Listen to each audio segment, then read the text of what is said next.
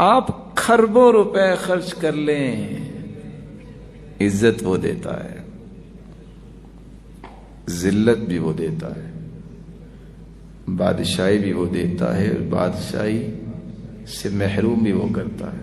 بہت بڑا بادشاہ ہے، اتنا بڑا بادشاہ ہے، کنویں سے نکالتا ہے یوسف کو، مصر کے تخت پہ بٹھا دیتا ہے۔ اتنا بڑا بادشاہ حسنی مبارک کو 43 سال مصر کی حکومت کرتے کرتے گزر جاتی ہے اور پکڑ کے پنجرے میں بند کروا دیتا ہے۔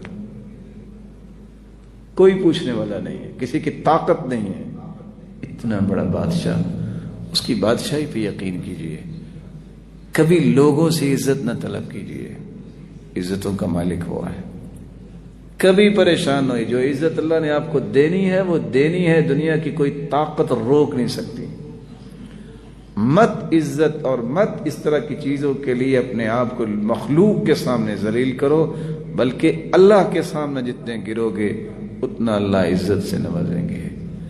یہ اللہ کے فیصلے ہیں، جو اللہ نے تمہاری قسمت میں لکھا ہے، میری قسمت میں لکھا وہ مل کے رہنا ہے۔ اور سچ کہتے تھے سلف، نصیبک یصیبک ولو کان تحت الجبلین، جو تمہاری قسمت میں ہے تمہیں مل کے رہے گا، خواہ 2 پہاڑوں کے نیچے کیوں نہیں۔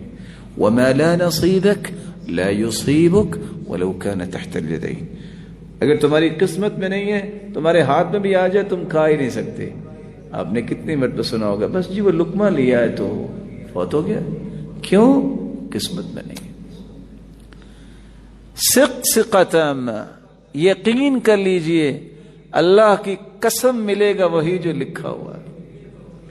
سیدنا عمر کہا کرتے تھے 2 آیتیں کسی کی سمجھ میں آ جائے ساری زندگی کی پریشانی ریلیز ہو جاتی۔ 2 آیتیں، قد جعل اللہ لکل شیء قدرا انا کل شیء خلقناہ بقدر۔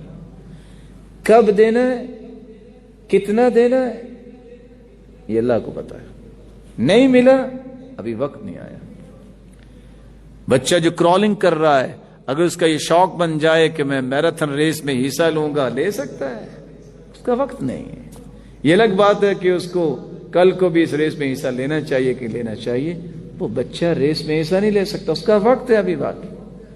ایک بچے کو الف با لکھنی نہیں ہو، پڑھنی نہیں آتی ہو، کہے میں اخباری رپورٹر بن جاؤں، بن سکتا ہے؟ ایسا نہیں ہو سکتا۔